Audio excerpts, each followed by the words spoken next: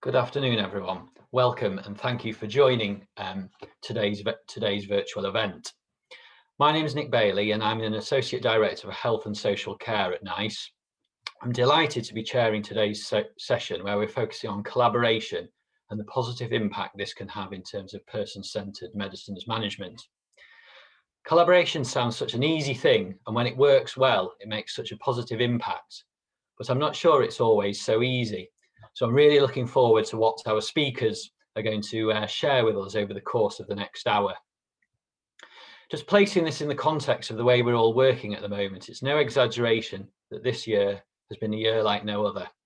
The COVID-19 pandemic has and continues to cause significant challenge across the health and social care sectors. And this makes collaborative working even more important. Here at NICE, we're working with the social care sector to develop evidence-based recommendations and guidance, but we also develop health and public health guidance and advice, and this puts us in an ideal position to promote integrated approaches to supporting people and meeting their needs. So today, we'll hear how some of this guidance and collaborative working between health workers, social care providers, and people accessing care and support is having an impact, and how it is vital in achieving person-centred medicines management. Before I welcome our first speakers, can I just remind everyone that we'll be holding a Q&A session at the end of the event, when I'll invite all the speakers back onto the screen. So as we're going through the session today, please feel free to submit any questions that you have via the Q&A function. I can't promise that we'll be able to answer your question, but we'll try and answer as many of them as possible. So I'm particularly pleased to welcome our first speakers, Isaac and Sally, who are going to share their lived experience of medicine support and collaborative working in their care between health and social care workers. And they're going to be joined by Holly Irwin from the NICE social care team, who's going to pose them some questions. So over to them.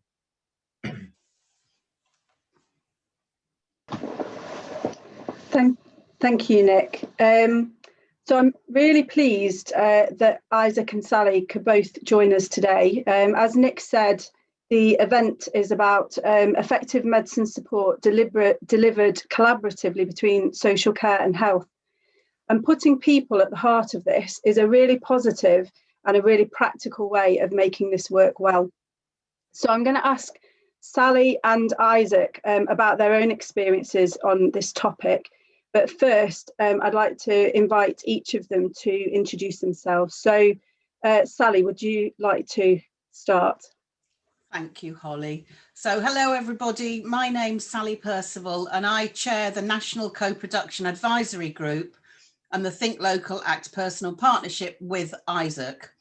And I do this representing carers as I care for my son who has autism and a learning disability, my stepdaughter who has a profound learning disability and quite complex health needs, my foster daughter who has quite challenging mental health conditions, and I also cared for my mum who had dementia for 10 years, and all of them have personal health budgets, personal budgets through social care or a mixture of both. Thank you, Sally. And Isaac? Good morning, everybody. Thank you, Holly and Sally. So my name's Isaac Samuels. I'm someone with a lived experience of mental health challenges and long-term health challenges. I receive a direct payment and have received a personal health budget for many, many years. Thank you both very much. So you've both clearly got a lot of very different but very relevant personal expertise that you'll be able to bring to the session today. So moving on to my first question, what difference can it make when health and social care services work together to support people with their medicines? And Sally, I'll ask you first. Thanks, Holly. So let me share with you the difficulties that can happen when there's not joined up thinking and joined up working. So somebody with a social care budget is told quite clearly that their support workers can't go and collect their prescriptions because that's a health need and not a social care need. So where's the logic with that? It's not helpful. And actually, it can be quite dangerous if people can't get access to their medication, especially during this pandemic. So if everyone worked together and there weren't these silos, it would make our lives so much easier and also so much safer.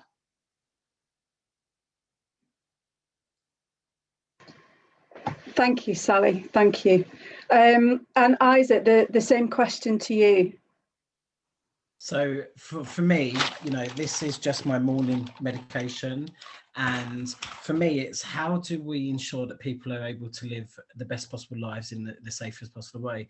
And when you receive social care and you receive interventions through health, often these systems don't talk to each other. So it's really important to ensure that the person and their support networks are central. It's really important that these different parts of the system or different systems talk to each other. For me, personalised care and support planning is essential, because often when it's not gone so well, it's because of that lack of communication, or I've been too unwell and I've not been able to communicate my needs. And having a holistic approach really puts the person at the centre of that. So it doesn't matter if it's social care or health, what matters is the person and how they best manage that. And I think through joint up working and processes, you're enabled to create those conditions where people can manage really complex pharmaceuticals. Polypharmacy is just a word to me, like all these different medications, all these different colours and all these different things. The context behind them is really important, and you don't understand that unless you understand people in that holistic way. Thank you very much to both of you. It's really helpful for you to join us at this event and to kind of paint the sort of pictures of the reality of things that people experience, and the complexities, the difficulties within different family situations, but also in dealing with different services, and just trying to be a person living a life in the centre of all of that. So thank you. So obviously we're in currently experiencing a pandemic, and we have an adult social care COVID winter plan. And that talks a lot about co-production, which is involving people as equals in the planning and the delivery of services and decision making about services. So with this in mind, how do you feel that listening to the views of people with lived experience can help people working in health and social care to collaborate more effectively? And again, Sally, if I could come to you first. Well, you used the word listening, and it's actually really important that you listen. So I'm going to share a little bit of the realities of living with my son Alex, who has autism.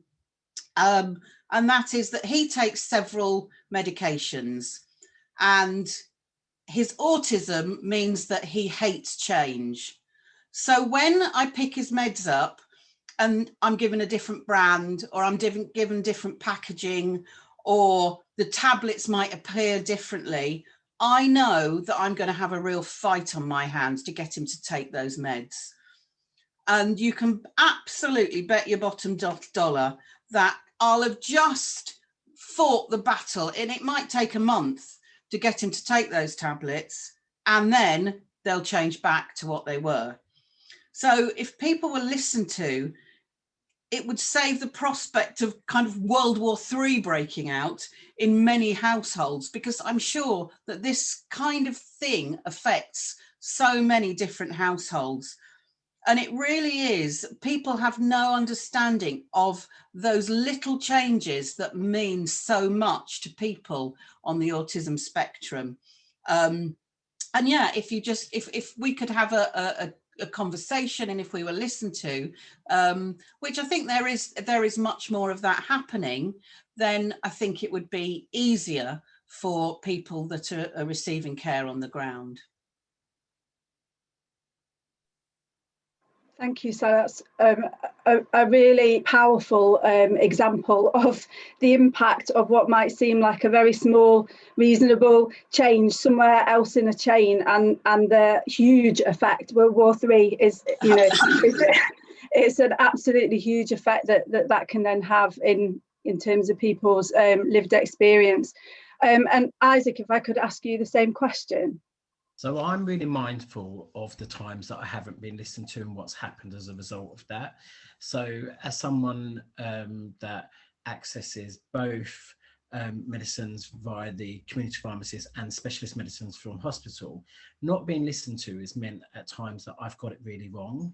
I've taken too much of a medication, or I've disengaged and I've stopped taking medications because of some of the side effects of those.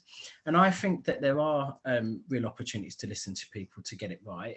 But the most important thing is not just to listen, because people are often told to share their experiences and feel like they're sharing experiences, and people seem to be listening, but nothing ever happens. So it's one, listening, but two, ensuring that from that listening, you really do support people to have the right support. And for me, that's kind of that joint up conversations, community pharmacists being the backbone of that conversation, and really supporting me through listening to what's important to me. So it's, for me, it's, you know, some of the medications have caused weight gain, some have caused hair loss, some have caused feeling of, you know, like a zombie. And not being listened to, you know, I would stop taking my medication, end up back in hospital. That's really costly to the system. That's really costly to me. It's not only important to listen to me, but really listen to those professionals, because I feel like sometimes not everybody's voice is taken in and listened to, and equal weighting around opinions, particularly medical. Doctors trying to override other doctors, not really useful, but really listening to our support networks as well, because when you listen, you are able to create a narrative, and that narrative is really based on what's important to people, and people know how things affect them, people know what's right for them. And actually, with your expertise, by listening, you can give us the best options, and it's about a range of options. And it might be something as simple. I had really big difficulty swallowing this tablet. I kept on saying this, just stopped taking it, became unwell.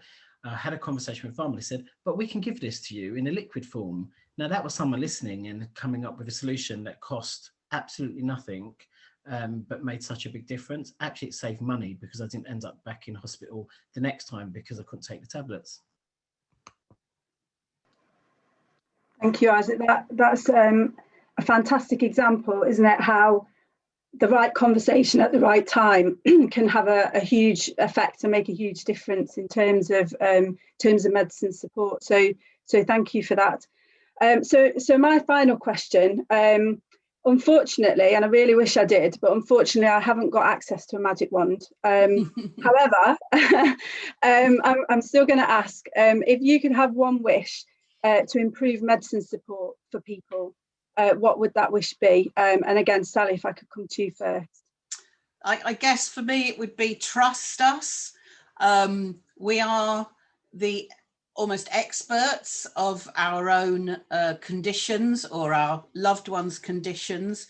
Make sure that people with lived experience you really truly work with them. You know, if there's a group, a committee, a board, make sure that there are people with that lived experience working with you, really from you know, grassroots to policy making, because co-production is the only way forward.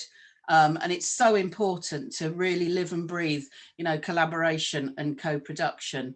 And I'm going to just quickly put in a wish too, and that is that, but building on what Isaac was saying, that when, for example, my foster daughter had terrible side effects from a combination of medicines that she was taking, we wanted to make sure that she took them, that they were really profound side effects. But it took such a long time to get have a conversation with a doctor that could change it. So looking at that experience of the people would be really, really helpful to stop people just disengaging and stop using their medication. Thank you, Sally. Very powerful. The idea of conversations is something that keeps coming up, and there is something, isn't there, about a conversation as, you know, a kind of equal two-way dialogue, and the power that you can actually unleash if everybody kind of trusts and goes for it and just has that dialogue and listens, I guess, to the expertise that everybody holds. And I know we have so many evidence-based recommendations about that as well, so it really is important. So Isaac, same question to you. What would your wish be? I'll add a different wish because Sally's covered some really great wishes there. So mine would be person-centered care and support planning that really spoke to those conversations. So for me, the conversations are really fundamental, but having a plan that helps people to mitigate some of those challenges, mitigate those risks, that records all the information in a place, a single place, and has access, and everyone has access to that. And that is something that really has made a difference in my life. So my consultant takes responsibility for a person-centered plan that includes contact details, medications, colours, all sorts of things that are very specific to me, but then we disseminate that across both health and social care because the systems don't necessarily talk to each other. Thank you. They sound like great wishes. So if I find a wand, I shall do what I can immediately. Thank you both so much for sharing your experiences and your ideas. You've highlighted some really important points around flexibility, around trust and communication, as well as the idea of co-production. So as well as obviously engaging with people on an individual level to talk about their own care and support needs and what works and what doesn't work and finding solutions together, but also involving people at an organisational level as well, and having people sat around the table. Because I think something I've got from what you've shared today is that you've got an awful lot of solutions actually to overcome issues that you're experiencing, but might also be issues for the wider system as well. So thank you so much, and your input has really been valued. So before I go, I'm just going to say I think you're both going to be staying, so you will be there at the end of the session as well. So if people do have any other questions, I'm sure you'd be happy to respond to those then. So thank you very much, and back to Nick. Thank you, Isaac, Sally and Holly. It's been really good start to the session, that, and really setting out why what we're talking about is so important. So please do continue to send any questions in via the Q&A function. I'm now going to welcome our next speaker, Rosalind Payne, who's going to tell us about the work she's been doing. Rosalind works as a care homes lead pharmacist at the NHS Coventry and Rugby and NHS Warwickshire North CCGs. So she's going to tell us about how she's been using NICE guidance from a pharmacist's perspective. So I'll hand over to you. Thank you very much, Rosalind. Thank you, Nick. Good afternoon, everybody, and thank you for inviting me to speak this afternoon. So I lead a team of pharmacists and pharmacy technicians who support care homes in Coventry and North Warwickshire and Rugby. And I just want to start by giving you a bit of an overview of, I guess, where pharmacy has fitted into supporting care homes over the last 30 years. So in the 1990s, community pharmacies began quite competitively using monitored dosage systems to help support care homes, and locally organisations paid community pharmacies to support in some of the medicines management within care homes. So they would do things like check fridge temperatures, check that controlled drugs were being stored appropriately. But this work didn't particularly involve medication reviews or actually really being involved in that kind of work at the time. It was very much a process and auditing and looking at how systems could work well. So in the early 2000s, many primary care trusts saw this as an opportunity to start looking at reviewing medicines for people living in their own homes or in care homes. So it wasn't like a national programme. I think there were just pockets around the country where people had a vision that actually by working with people living in care homes, we could improve their care. And that was just kind of like just sort of, I guess, in the background work really. And we had pockets of people who were delivering that service. And then it was began, sort of 12, 13 years ago that I think that the ball really began to roll with involving pharmacy a lot more within care homes, and thinking so much more about what we could do and how we could support and develop. And I guess this was kicked off in 2007 by the Royal Pharmaceutical Society, who issued a document, The Handling of Medicines in Social Care. And I think this then just got the ball rolling, and there was more involvement, more local projects. And when the Banerjee report was issued in 2009, this particularly looked at antipsychotic medication for people with dementia. So in care homes for older people, about 2/3 of people are likely to have some element of dementia. And it was identified that antipsychotics were being used inappropriately. And there was work here that pharmacists could do to help reduce inappropriate antipsychotic prescribing. So what that meant is that people maybe were being sedated more than they needed to be. And we weren't necessarily looking at the behavioural management of dementia and trying to move away from drug management of dementia, or inappropriate drug management of dementia.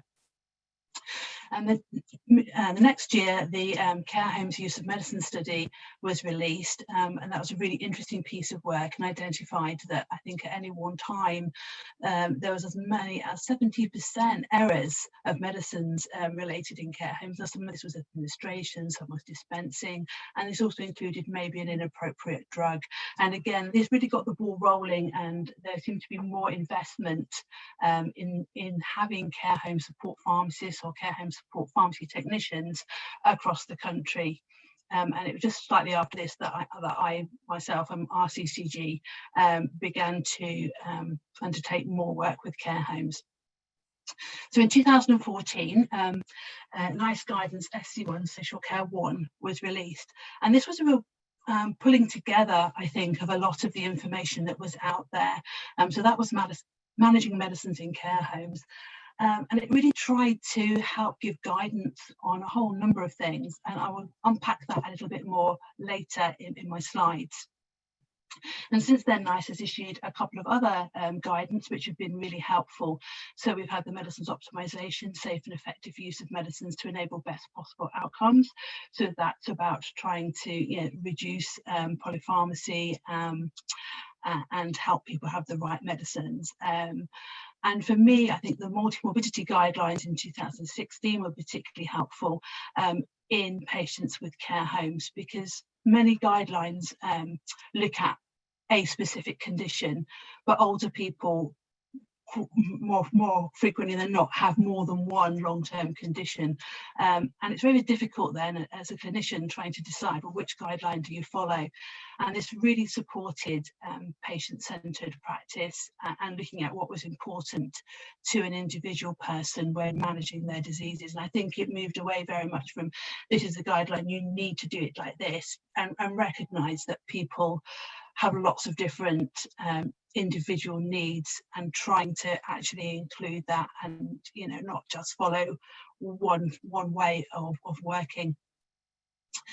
So further work within care homes, in 2008, NHS England introduced the Medicines Optimisation in Care Homes Pathway, which was a 2-year programme to support including pharmacists and pharmacy technicians within care homes. And this was funded by NHS England and supported by the CCGs throughout the country, and made sure that enabled every CCG to have, working within its footprint, some care home professionals, with a vision really that what we really would like is every person living in a care home to have access to a pharmacist.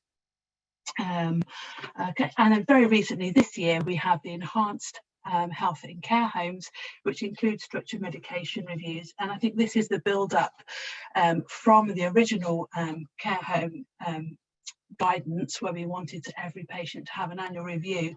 So now that we can make sure that people have structured medication reviews very early on, to hopefully avoid overprescribing, and also can help prevent the overprescribing of medicines related to falls, which then might cause somebody to have a fall. So if we move to the next slide, please. Okay, so yeah, SC1 covers prescribing, handling medicines and administration of medicines. And it's really helpful for, as a pharmacist, to show who should be taking responsibility for what within a care home. So we have, for a person in a care home, you've got obviously the care home staff, you've got a GP and a community pharmacy, and it's quite difficult sometimes to understand whose responsibility is what regarding ordering medicines and education on medicines. And this really helped to show people, I guess, who had what responsibility. So next slide, please. Okay, so within our CCG, we were able to develop a lot of best practice documents, which overcame a lot of myths. So particularly important were expiry date guidance around, particularly around eye drops and creams, homely remedy guidance, and really clarify the medicines ordering process. So such things as whose responsibility is it to order a medicine, to synchronize medicines, and items such as that. And our technicians are undertake a lot of audits. And again, if we move to the next slide, what we'll do, this is an example of a Mars audit, waste audit from one of my team.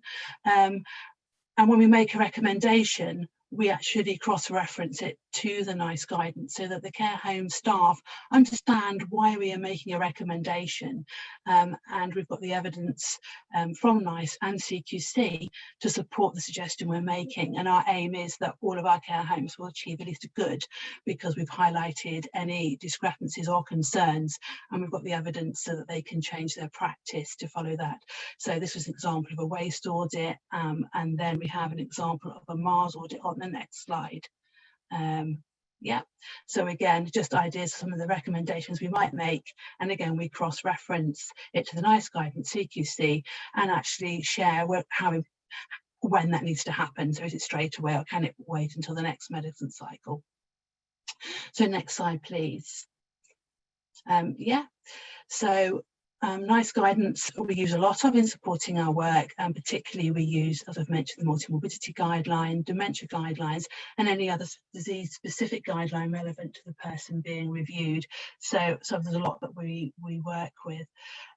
So our pharmacists undertake annual medication reviews. They also undertake medication review when a person's condition has changed, or post-discharge, or if they're new to a home.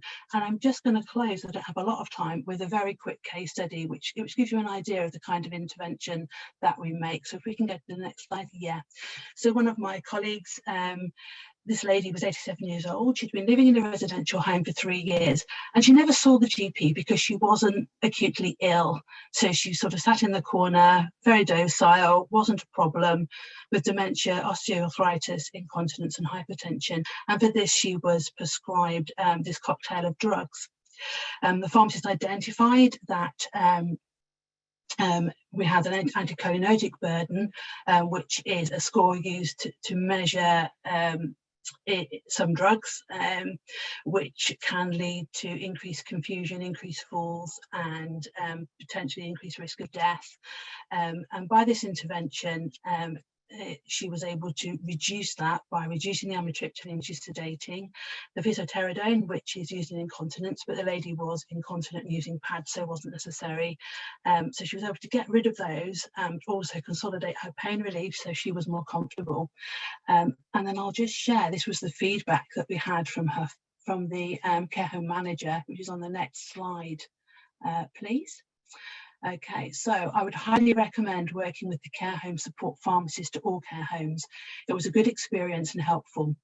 A lady was presenting as being confused, and the pharmacist explained that at least 3 of the drugs can cause confusion. These findings were discussed with the person and their family, and it was agreed to stop them. This has absolutely changed this person's life. She's not confused, she is alert and more interactive with other residents and staff. She seems so much happier. And I thought that was such a lovely piece of feedback to receive from that care home, and shows how an annual medication review by a pharmacist with a person living in a care home can actually massively change their quality of life, and also have a really positive impact on that person's family, as in this particular case they felt they had their mother back, which was just so motivational for all of us, and lovely to feel that something we did had real positive value for that person. Thank you for listening.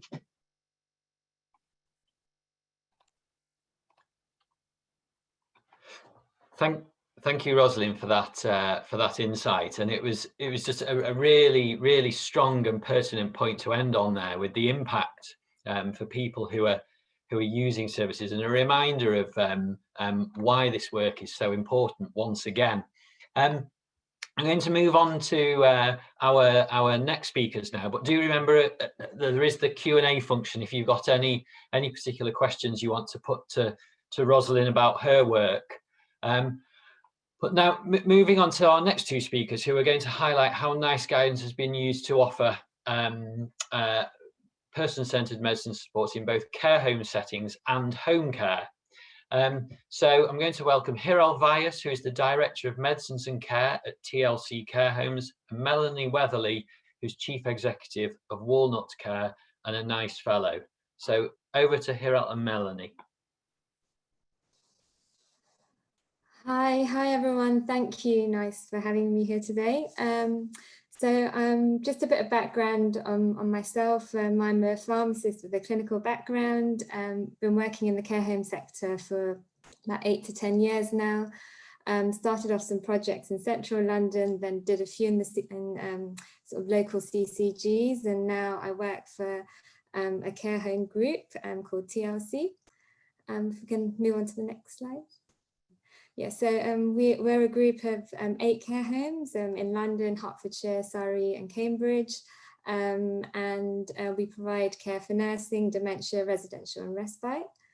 Next slide, please. And we also have sort of strong core values that we work through, and that is of truth, love and compassion. And we follow these and apply these to all areas that we work in, including our residents, our team members and the work we do.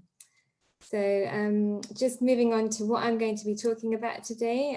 So I'm going to be talking about our medication policy, our medication audits, our medication competencies and training, pathways, and our medication care plans and risk assessments, and our forums and newsletters. So I've got quite a few things to whiz through, so I'll be moving through them quite quickly. So yes, as a care home, we're governed by CQC, medication obviously forms a very integral part of the inspections, particularly with the Chloe of SAFE. And medicines they say that providers must promote safe and effective use of medicines in care homes. So just moving on to what we have done. So this year, early this year, I did quite a big project on our medication policy. And this was all instigated by our electronic medications sort of system that was implemented, and I was aligning our policy with the system. And at that point, it was recognized that it would be beneficial to redo the whole policy. If we can move on to the next slide, please. So I re-looked at the whole policy, and I used the NICE guidelines, that the checklist for health and social care staff developing and updating a care home medicines policy. So that was the core piece of guidance that I used to put the policy together. And then I also used the SC1, managing medicines in care homes. If we can move on to the next one, yeah. So I use all the core topics from the checklist, which I outlined here, to make sure that we covered all the areas in the policy, and there were quite a few areas that weren't previously covered. So we made sure that everything was ticked off the checklist. So the NICE guidance was used as our sort of core document, but then in addition to this, we did also. I did also look at sort of local guidance. I looked at internal processes, so aligned it with all our electronic systems that we have in place. But also made it sort of person-centered and more sort of TLC care home centered as well. So it wasn't a generic policy, it was a policy that was sort of put together in line with all our TLC sort of guidance values and our processes. Can we move on? The other areas that we do, so we do a lot of audits, medication audits within our care homes. This is an example of just page 1 of our audit, but again I have 18 themes in the audits, and all those 18 themes are actually based around the NICE checklist as well. So we make sure that we cover all elements of medication when we're auditing. So we have quite a lot of audits that we do. So we can move on to the next slide, please. Oh, so yeah, so these are the 18 themes. So we look at the policy, observations, the MAR charts, the ordering processes, waste, PRN medicines, controlled drugs, etc. So they're all outlined here. And if we can move on to the next slides. And yeah, so we have quite a thorough sort of auditing process, where we do quarterly compliance inspections, and that includes a full-day medication inspection. So it's like a specialist CQC type inspection, where again we cover all those core topics that were outlined. And we do a monthly providers visit, which has a medication audit attached to that. And we also do internally in all our care homes, our care service managers and our unit managers do sort of monthly and bi-monthly audits, which I've put together and are linked to the audits I do. In addition to this, we also have external audits. So our pharmacy does annual audits. Our local CCGs teams, our medicines optimization teams, come in and do regular audits, and then we also have an external compliance audit every year with a medication element to it as well. We can move on to the next slide. Following the audit, so from our internal ones, and particularly the ones I do, there's always an action plan attached to it, and that often links in with sort of NICE guidelines or CQC guidelines or local guidelines. So for example, if we're looking at allergies and we find an area where more work is needed on allergies, we'll put an action plan together, and we'll link it to, we'll guide them to the NICE guidance and the NICE guidance on drug allergies and diagnosis, and again to SC1.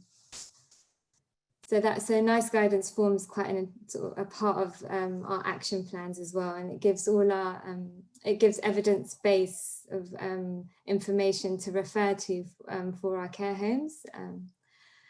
We've also been working on a medication training and competencies program within the organisation at the company, and we've put quite a thorough sort of program in place.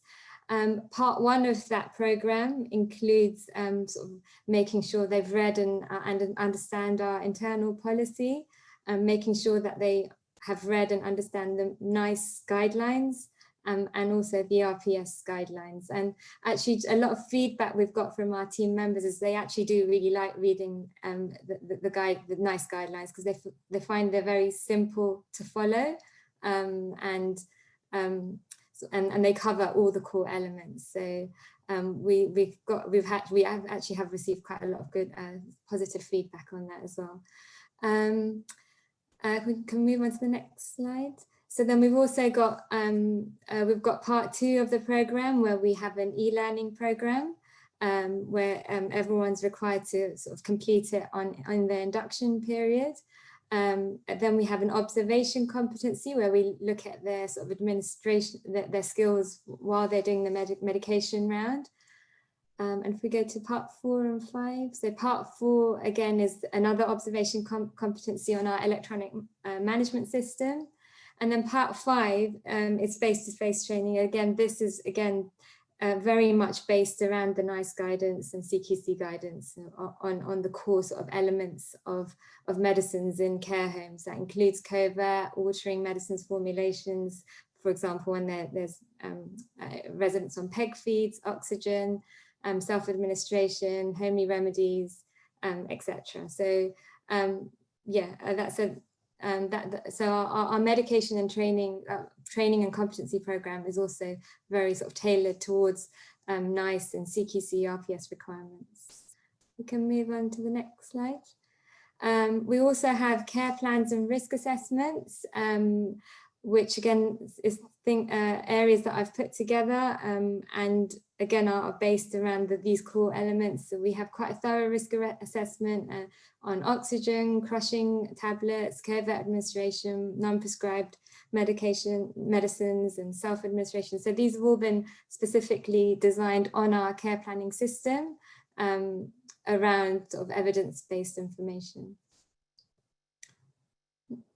We hold regular, so two weekly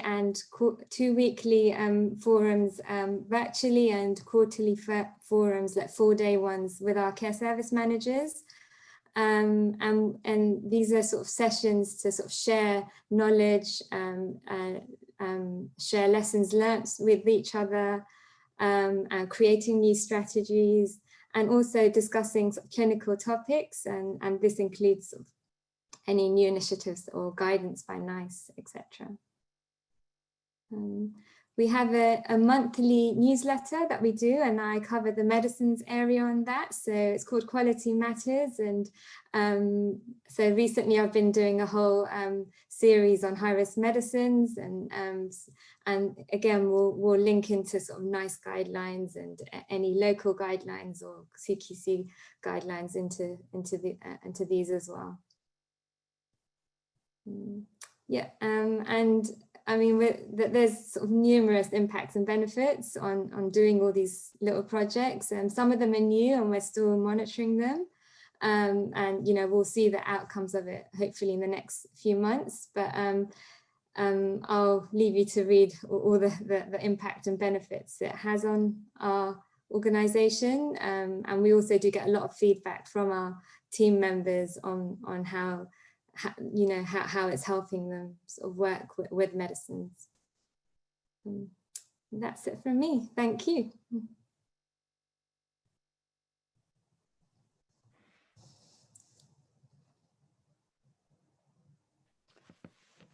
Hello, my name is Melanie Weatherly, and as well as working with Walnut Care, I'm actually chair of our local care association, and it was in that role that we worked as a system to support medication management in our care homes, and have latterly moved to looking at the same in home care. Could I have the next slide, please? So we had a problem. Medication error rate was too high according to the CQC inspections and just the local feedback from our care homes.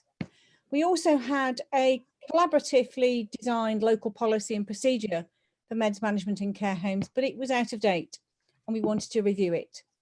And that coincided with the changes in prescribing protocols particularly around pain relief. Next slide, please. So we came together, we had an aim, and our collaborative approach.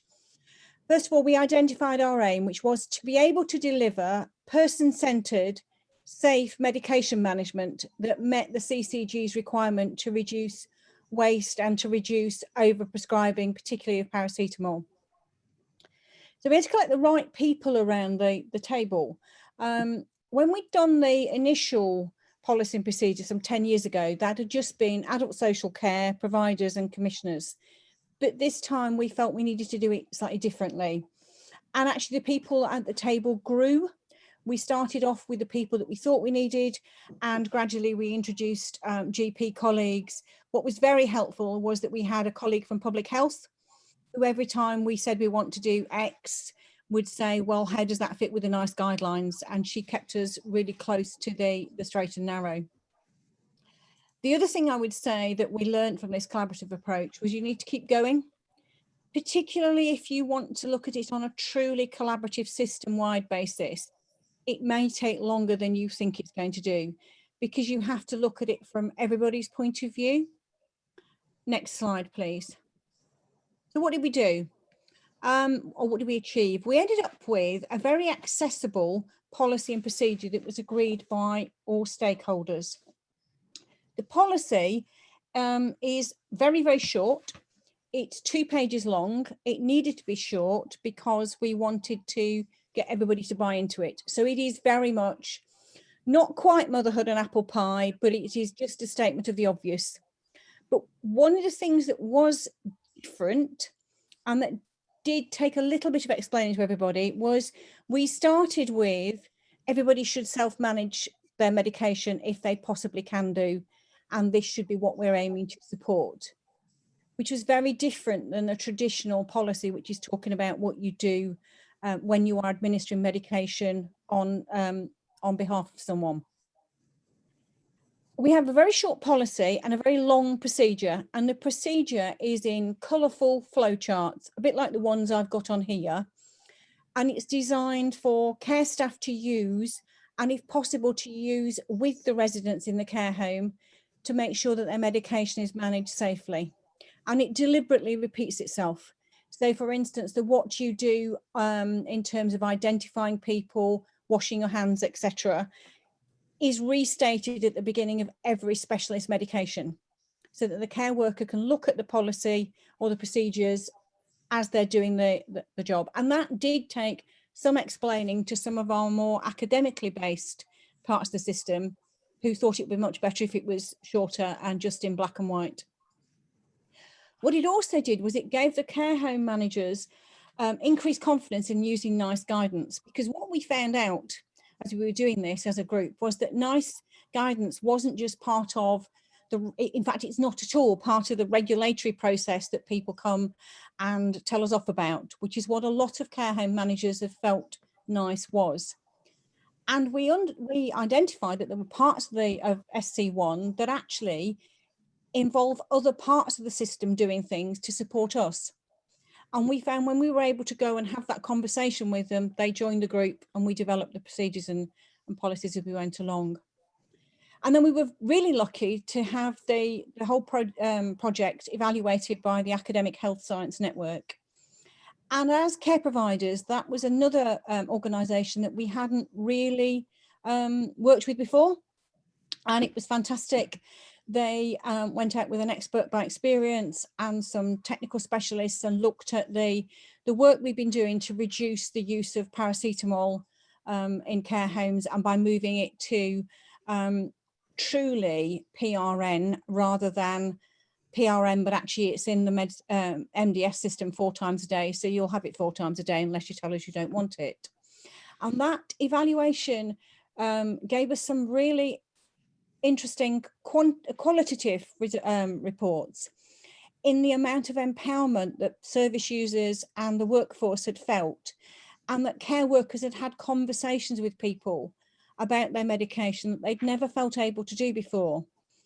It also produced quite a lot of savings in paracetamol, but actually we were more excited about the qualitative results. The CCG like the quantitative savings results, but we felt that by taking this approach and making sure that everybody understood what we were doing and why we were doing, the medication procedures are actually owned by the staff and owned by the residents, and that's been really fabulous. Next slide, please. So we've just about finished the care home work and we're moving to home care. We're starting with the same principles, which is that we want to have the service user at the centre and wherever possible to collaborate with that service user to make sure that their medication is managed safely. But we're starting at a very different starting point. Home care providers don't often collaborate as well as care home providers do. It's a new thing for us. Meds management is not as well understood in home care often, but we will get there. We're particularly challenged at the moment as there's a reduction in the measured dosage systems providing provision of for service users. Medication is now coming in what is stated as being original packaging, but often it's not, because it comes weekly. So it's coming in white boxes with labels, and we're having to look and work with our pharmacists and regulators and commissioners about how can we make sure that that doesn't by accident disempower some of our service users who could manage their own medication when it came in a nomad pack or a blister pack, but they just can't cope with 7 or 8 different little boxes. So I think my message to you is that if you get the whole system together of health and care with the service user at the centre, you can make medicines management into a living, breathing way of making things better, and not just a very dry something that we can fall over, or something that's often used as part of the regulatory process. It is important that it's regulated, but it's much more important that people understand. One of the things we found was really challenging was audit processes. Audit processes were often seen as something that you have to do because you have to do them. Whereas since we've put in this new way of doing things, it's audit processes are something you do to find ways to improve your meds management. And audit processes are pushed right down to the care worker, because the first person that does the audit of the last of the medication administration is the next person along. And that only came because we had a full collaborative way of doing this. Next slide, please. I think that's me finished. So thank you very much. And the other thing that came out of this is that, having learned a little bit more about, or a lot more about NICE and NICE guidance, I applied for a fellowship. And I would advise anybody listening that is interested in NICE and the work of NICE to think about applying to be a fellow. It's a fabulous thing to do. Thank you.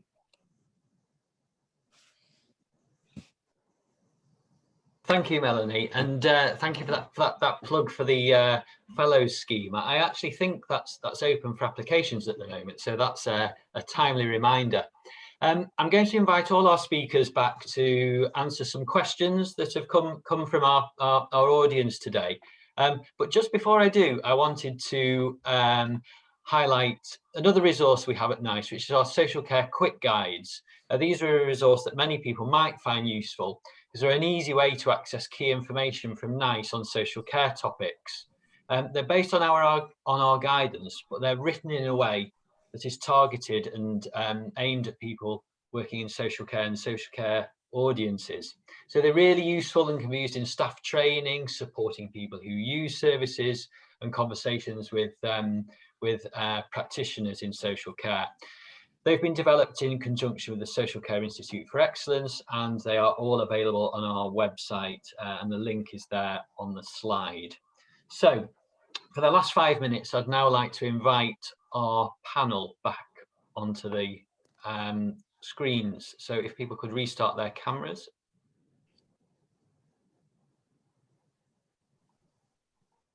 Thank you. So I've just been scrolling through the questions, and there have been a lot that have been raised here. And actually, one of the common themes is audit, and a lot of questions about audit. And there's particularly about a question about how can we ensure there's capacity for people to undertake audits. So I wondered particularly whether that was something Hiral would like to answer. How you can make sure that there's capacity within the kind of pharmacy sector to undertake the kinds of audits that are being promoted. Yeah, hi. I don't know if this is, maybe Rosalind can help, sort of tag in here, because you've come from you're in the CCG sector. In terms of capacity, I don't know, Rosalind, do you want to help in? Because I think you're more probably suited for. Rosalind, I think you might be on mute. I am, sorry, just spotted that. Hello. So yeah, I mean, particularly at the moment, auditing is quite challenging because of access into care homes and bits and pieces. And we are looking at how we can audit where care homes use electronic, so EMARs, of looking at doing audits remotely. So we're just still experimenting with that. It will depend, I guess, on your local setup. So currently our CCG employs a care home support team. So we have technicians who undertake audits. And I think with any audit, I think we've always got to think about why we're doing it. There's no point doing an audit if we aren't going to do anything with the outcome. So we can audit to our heart's content, but if it doesn't result in change, it's a bit of a pointless exercise. So, I mean, different areas will be using their MOCH teams differently. Obviously, the MOCH program is coming to an end. You've got some GPs are employing technicians. I think a technician is the ideal person to do an audit. However, I feel from a GP, the PCN perspective, they're going to be more focused on what works from a GP perspective, rather than looking at how does the care home manage their medicines more effectively. So I haven't really got an answer. So because I'm obviously from a care home group, and we're actually managing because we've got an electronic system. So our care plans are electronic, our MAR charts are electronic. So I can actually do at least 70% of my audit virtually because I have access to the system. So it's working really well for us. And we've also allocated one team member from our head office to each home. So we're only allocated to that home if needed. We only go in so if needed and for auditing processes. So we're not moving between any homes, and we do our COVID tests, etc. So we're managing it quite well in sense of we're doing it remotely where we can, and any sort of other areas where we need to go in, we're sort of linked to one home, and we stick to that home. So we do the observations of our team members doing the meds rounds, etc. That's what we'll go in for, just the small bits that we can't do remotely. So yeah, I think that the advantage at the moment is that we are technology is helping in that process, and I think a lot of care homes are sort of now moving to electronic systems, which is helping. But on a national level, I don't know how that can be. I'm not sure what the answer is either. Thank you. Well, there was a second part to that question as well. There are a lot of people that were interested in seeing whether the results of audits could be shared. So I wonder if either of you had any views on ways that audits could be shared, kind of nationally or between different kind of providers or CCGs. There are some platforms. So the SPS has a sharing platform where I think people could put audits on. I mean, I would be happy if people wanted to email me to share our templates. That would be fine. In the West Midlands, we have a forum of care home pharmacists and pharmacy technicians where we're trying to work towards standard. It's difficult because obviously organisations have their own, but we are trying to think a suggested audit tool which people could use. Okay. Yeah, Okay. likewise, Thank you. Yeah, likewise, we're happy to share as well. So if anyone wants to get in touch. Okay, thank you. Melanie? Can I come in here? I think the key thing, particularly for smaller organisations, is to start with an audit that means you're going to do something with the results that you find. One of the things we found when we were doing the collaboration is that care home managers were auditing oceans and oceans of medication administration, but they weren't having time to do anything with it. And it took us an awful long time to convince them to do less, but properly. But my background is I'm a chartered accountant by background, so I stuck at it and said, no. You do not check every single MAR sheet for every single initial. So I think there's a big need for them to understand that audit means sampling and following up and correcting. But yes, spreading your sample if you find an error. And I think that would be the biggest single benefit that we could make in terms of safety of medication, is to enable care home managers to understand what audit processes mean. And there is no point in having, 2 tons of paperwork if you actually have the time to train and to follow through and to change your procedures or enable your staff to do things differently. And I'm sure we could all work together to help them to do that. Okay. Thank you. I'm very aware of time, but I just wanted to direct a question towards Sally and Isaac, if I could. And that's one of the questions that's been raised, is given the emphasis on co-production and involving people in planning services, what's the best way to find people who can represent local areas and to get involved in these initiatives and in planning services? So I just wondered if Sally had a perspective on that first, and then maybe Isaac. Yeah, look at your local area. There will be loads of user-led organisations out there that would be really, I would imagine, champing at the bit to help any policies, any communication, any conversations. Certainly in my local area, there are several user-led organisations. There's also national organisations, you know, part of I chair and Isaac chair the National Co-Production Advisory Group, you know, and again, we would be really happy to help anybody that needs that input of lived experience. Isaac. So for me, it's really creating the right conditions. So it's not about just connecting with local people. It's being able to do it in a way that makes sense and is accessible. So when you start co-producing, don't just go for the usual suspects. If you're going to co-produce something that has a benefit to older people, make sure you include older people, and you'll have to develop your strategy based on the group of people you feel best meets that kind of need to have that relationship. I think it takes time, but it's so rewarding. Ultimately, it's about local relationships and tapping into those local resources, but connect to your work colleagues, because they'll know people. There'll be people that are already co-producing. And also there's some really good resources out there about how to co-produce. So for example, the one-page profile for co-production, 10 top tips for co-production, which really aid your journey. Okay, thank you both for that. I just had, there was a specific question asked to Rosalind now about whether all pharmacists are required to provide dedicated support to all care homes.